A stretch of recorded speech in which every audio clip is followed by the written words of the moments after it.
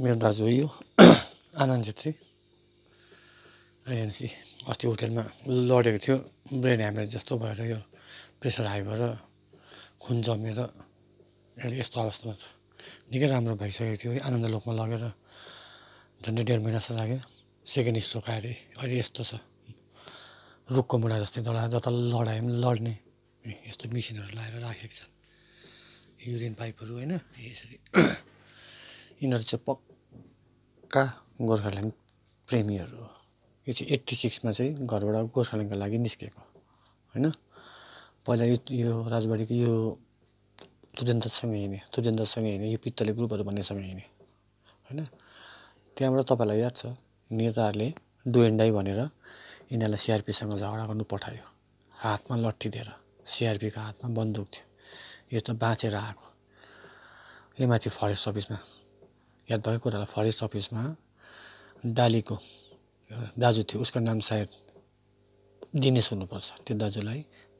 निधारमा गोली लागेर त्यो दाजु सहिद हुनुभयो याद छ तपाईँलाई त्यो दाजुले यसरी ओह्रालो प्यारापेटबाट यसरी ओह्रालो च्याएर हेर्दाखेरि त्यो दाजुलाई सिआरपीले बन्दुकले हिर्काएर निधारमा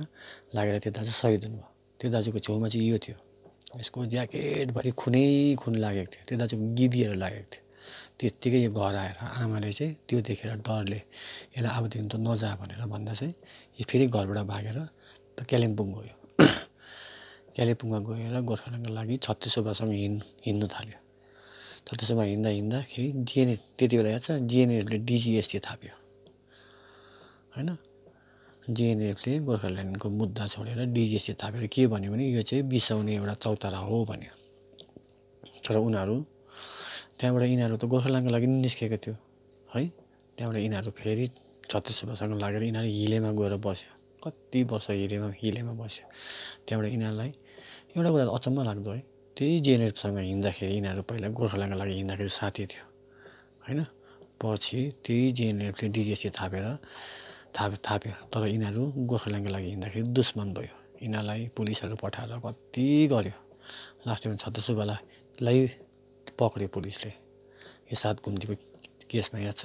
त्यहाँबाट यिनीहरू भाताभुङ्ग भएर फर्क्यो घर फर्क्यो घरमा आएर पनि त्यत्तिकै बसिरह्यो है कामदाम थिएन किनभने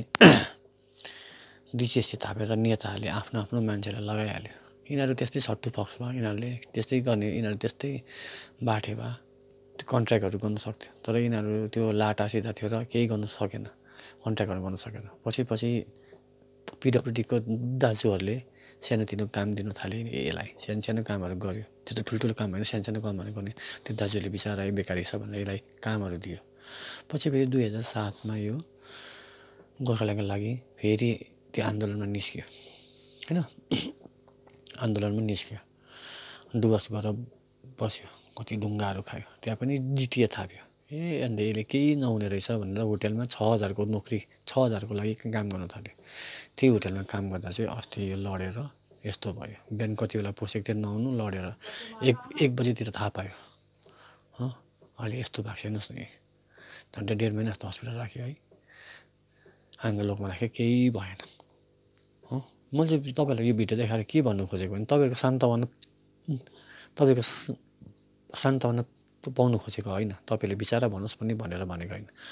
मैले यो भिडियो तपाईँलाई देखाउनु मतलब चाहिँ के हो भने जो लाटा सिधा छ नि उनीहरूले पार्टी पोलिटिक्स नगर्दा पनि हुन्छ उनीहरूले केही पाउँदैन बाटोहरूले मात्रै पाउँछ अलिकति बोल्नु सक्ने अलिकति ढाट्नु सक्नेहरूले मात्रै पाउँछ यो चाहिँ ढाट्नु पनि नसक्ने हो यस्तोहरू थुप्रै छ गोर्खाल्यान्डको आन्दोलनमा तपाईँलाई याद छ शहीद हुनेले के पायो जो पक्का खट्नेले केही पनि पाएन केही पाएन जो आन्दोलनमा थिएन भागेर जानेहरू थियो पछि डिजिएसटी थापेर आयो उनीहरूले भक्कु कमायो पायो पनि नेताले आफ्नो मान्छेलाई मात्रै चेप्यो त्यही कारण म भन्न चाहन्छु कि तपाईँहरू लाटा सिधा छ भने चाहिँ गोर्खाल्यान्डको आन्दोलनमा नहिँड्दा पनि हुन्छ अहिले हेर्नुहोस् न फेरि गोर्खाल्यान्डको आन्दोलनपछि पिपिएस अरे के हो त्यो पिपिएस नयाँ नाम दिएको रहेछ पर्मानेन्ट पोलिटिकल सल्युसन अरे यिनीहरूले त्यो पिपिएसमा पनि एउटा कुरा लुकाएको छ याद छ पी र एल अझै लुकाएको छ के हो त्यो याद छ पर्मानेन्ट पोलिटिसियनको पर्मानेन्ट पोलिटिसियनहरूले पैसा कमाएर लाइफ सेटल हुने PPPLS हो। पर्मानेन्ट पोलिटिसियनले पैसा कमाएर लाइफ सेटल हुने हो। त्यही कारण म हाम्रो जनतालाई भन्छु अब चाहिँ तपाईँहरू त्यो भ्रममा नपर्नुहोस्। गोर्खाल्यान्डको आन्दोलन गोर्खाल्यान्ड दियो भने पनि सायद हाम्रो नेताले थाप्दैन होला। किनभने गोर्खाल्यान्ड थापेपछि त उनीहरूको त मुद्दै त हट्यो त्यहाँबाट उनीहरूले होइन। त्यही कारण गोर्खाल्यान्ड दियो भने पनि सायद थाप्दैन होला। गोर्खाल्यान्डको नाममा हामीलाई कति लन्डाइसक्यो तपाईँलाई यादै छ त। गोर्खाल्यान्ड भन्दै के थाप्दै गोर्खाल्यान्ड भन्दै के थाप्दै होइन। आफ्नो आफ्नो मान्छे चेप्ने आफ्नै मान्छेलाई मात्रै लाउने भयो। त्यही कारण म तपाईँलाई एउटा कुरा के भन्न चाहन्छु भने तपाईँहरू लाटा सिधा छ। तपाईँले कसैलाई ठग्नु सक्दैन भने तपाईँ झुटो बोल्नु सक्दैन भने तपाईँको मनले मान्दैन भने चाहिँ तपाईँहरू त्यस्तो मान्छे चाहिँ पार्टी पोलिटिक्सतिर नहिँड्दा पनि हुन्छ। तपाईँहरू एक लगनी गरेर खानुहोस् आफ्नो लाइफ नत्र तपाईँहरू खत्तम छ। तपाईँको जिन्दगी पनि खत्तम। यसको त सबै त हेर्नु गोर्खाल्यान्डले गर्दाखेरि यसको एजबार पनि भयो काम पाएन। गोर्खाल्यान्डले गर्दाखेरि अझै एजबार भयो बिहा पनि भएन। गोर्खाल्यान्डले गर्दाखेरि एजबार भएर पैसा पनि कमाउनु सकेन। त्यही कारण म तपाईँहरूलाई पनि एउटा भन्न चाहन्छु कि तपाईँहरू लाटा सिधा छ भने चाहिँ प्लिज गोर्खाल्यान्डको लागि चाहिँ अब तपाईँहरू लाटा सिधा छ भने चाहिँ पार्टी पोलिटिक्स नहिँड्दा भन्छ। तर तपाईँहरूको आफ्नो विचार हो। अब तपाईँहरू हिँड्नुहुन्छ हुँदैन है। तर मैले तपाईँलाई यति चाहिँ जनाउँछु कि लाटा सिधाहरू छ भने चाहिँ तपाईँहरू पार्टी पोलिटिक्स नगर्दा पनि हुन्छ। हेर्नुहोस् त यसको हालत न केही गर्न सक्दैन।